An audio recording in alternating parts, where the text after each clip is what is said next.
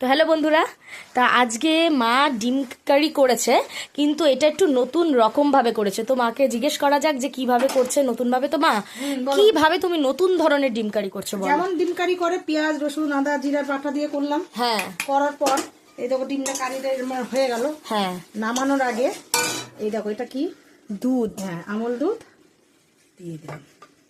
বাহ, এই দেখো দারুন। আমল দুধটা দিলে এটা আবার ফুটে একদম গাঢ় হয়ে যাবে। এই যে খাওয়া দারুন, গাঢ় হয়ে যাবে একদম। একদম। তো দেখুন, নর্মাল যেরকম ডিম কারি হয় পেঁয়াজ রসুন সব দিয়েই করতে হবে, কিন্তু লাস্টের দিকে যদি এরকম একটু দুধ, কাঁচা দুধও হতে পারে, গরুর দুধও হতে পারে, বাট আমুল দুধটা দিলে একটু বেশি ঠিক হয়। তো এই জন্য আমুল দুধটা দেওয়া। এটা একটু মিষ্টি মিষ্টি হবে কিন্তু এটা। হ্যাঁ, এটা মিষ্টি মিষ্টি হবে। দারুন দারুন হয়েছে। হ্যাঁ তো ঠিক আছে বন্ধুরা, দেখুন কি দারুন লাগছে। এটা আরো কষবে, আরো হয়ে যাবে, একদম মাখা মাখা হয়ে যাবে এটা। তো ঠিক আছে, পরে দেখাবো, একটু মাখা মাখাটা হোক, পরে দেখাচ্ছি আবার। ঠিক আছে।